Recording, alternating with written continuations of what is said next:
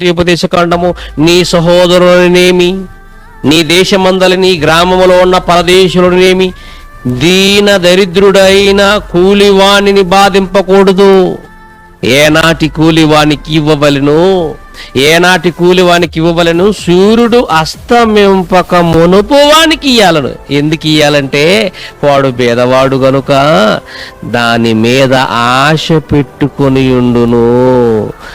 వాడు నిన్ను బట్టి యెహోవాకు మొరపెట్టునేమో అది నీకు పాపమగును అనేసాడు. చూడండి, నిజంగా ఎంత స్పష్టంగా రాయబడింది చూడండి. బైబిల్లో ఎంత స్పష్టమైన వివరణ బైబిల్లో రాయబడింది చూడండి. పేదవాడంటే వాడికి ఏమి ఉండదండి. ఈ పూట కూలి చేసుకుంటే తప్ప వాడికి వెళ్ళదండి. ఇప్పుడు కూలి చేసుకుంటే తప్ప వాడికి వెళ్ళదండి. అందుకనే పగలంతా కష్టపడతాడు, సాయంత్రం చేయి తప్పేస్తాడండి. ఆ వచ్చినటువంటి ఆ కూలితోనే ఇంటికి వెళ్ళి రైస్ తెచ్చుకోవాలి, కూరగాయలు తెచ్చుకోవాలి, ఆయిల్ తెచ్చుకోవాలి, తన భార్య బిడ్డలకి ఆహారం పెట్టాలి అంటే, భోజనం పెట్టాలంటే ఆ కూలి అతనికి ఆధారం. కాబట్టి సూర్యుడు అస్తమించే లోపే నువ్వు ఇచ్చేయాలన్నాడు చూడండి.